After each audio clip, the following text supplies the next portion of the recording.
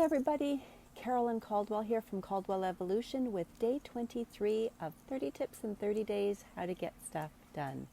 So today's tip is very specific, very sweet, very short.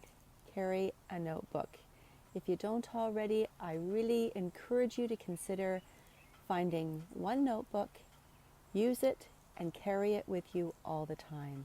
Use it to capture your ideas, your thoughts, the things that you remember, conversations with people.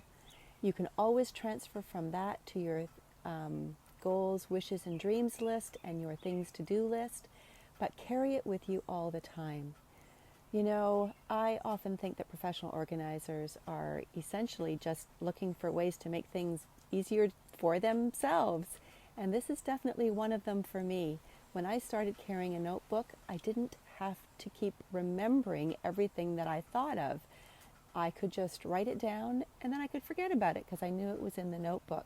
I could write dates and times. Now, lots of things now go on my online calendar, and many people use their phone as a notebook, which works equally well. But whether it's an online notebook or a paper notebook, carry a notebook with you at all times.